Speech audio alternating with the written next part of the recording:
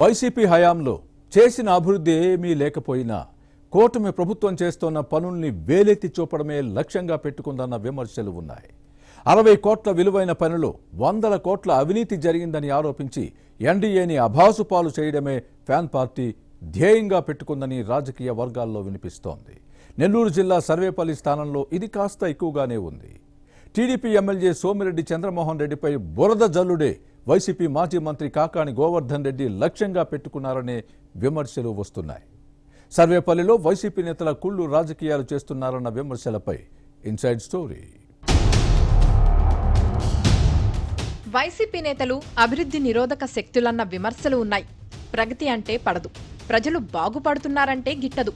కార్మికులకు జీతాలు పెరిగినా, కొత్త పరిశ్రమలు వచ్చి 10 మందికి ఉపాధి లభించినా కడుపు మంటే. కార్మికులు కష్టాల్లో ఉండాలి, యువతకు ఉపాధి లభించకూడదు. వీటిని అడ్డం పెట్టుకొని రాజకీయాలు చేసి లబ్ధి పొందాలన్నదే ధ్యేయం. ఈ లక్ష్య సాధన కోసం ఎంతకైనా తెగిస్తారు, ఎన్ని ఆరోపణలైనా చేస్తారు. కుట్రలు, కుతంత్రాలు, కుళ్ళుబుద్ధి వైసీపీ నేతలకు తెలిసిన రాజకీయాలు ఇవే. అధికారంలో ఉన్నప్పుడు ఎటూ అభివృద్ధి చేయలేదు. కూటమి పాలనలో కాస్తో కూస్తో ప్రగతి కనిపిస్తోంది. ఇది వైసీపీ నేతలకు కడుపు మంటగా మారింది. ఏదోలా కంపు చేసి చెడగొట్టకపోతే రాజకీయంగా పుట్టగతలు ఉండవన్న ఉద్దేశంతో కుట్రలకు తెరతీస్తున్నారన్న ప్రచారం జరుగుతోంది. అవినీతి జరిగిందని ఆరోపిస్తూ తమ కడుపు మంటను చల్లార్చుకుంటున్నారు. బురద జల్లడం, బట్ట కాల్చి కూటమి పార్టీల ప్రజాప్రతినిధులు పాలకుల మొహం మీద వేసి తుడుచుకోమనడంలో వైసీపీ నేతలకు ఎవరూ సాటిరారు. నెల్లూరు జిల్లా సర్వేపల్లి నియోజకవర్గంలో ఇదే జరుగుతోంది. వైసీపీ హయాంలో ఈ స్థానంలో అప్పటి మంత్రి కాకాని గోవర్ధన్ రెడ్డి అండ్ బ్యాచ్ సాగించిన అక్రమాలు, అరాచకాలు అన్నీ ఇన్ని కావంటారు.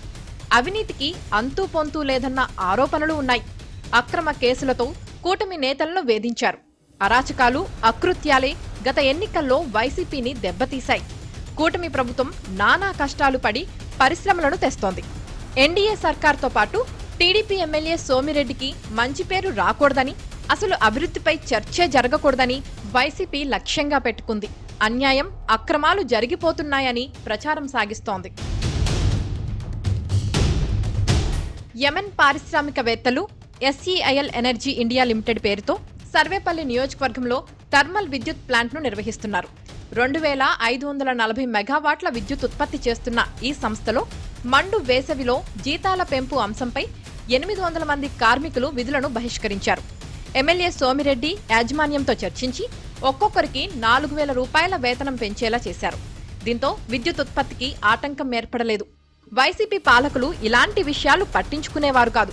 పైగా ఏపీ జెన్కో థర్మల్ విద్యుత్ కేంద్రాన్ని ప్రైవేటుకు అప్పగించే ప్రయత్నం జరిగింది. దీనిపై అప్పట్లో అఖిలపక్ష నేతలతో కలిసి సోమిరెడ్డి ఉద్యమించడంతో జగన్ ప్రభుత్వం దిగిరాక తప్పలేదు.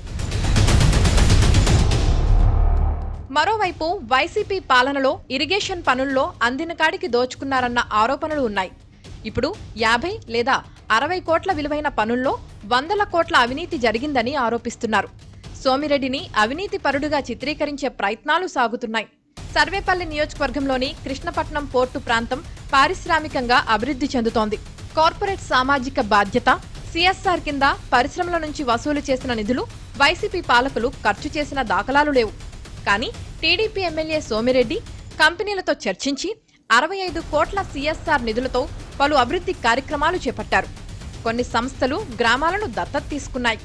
20 కోట్లతో 100 పడకల ఆసుపత్రిని నిర్మిస్తున్నారు. కానీ సోమిరెడ్డిపై వైసీపీ నేతలు ఆరోపణలు చేస్తున్నారు.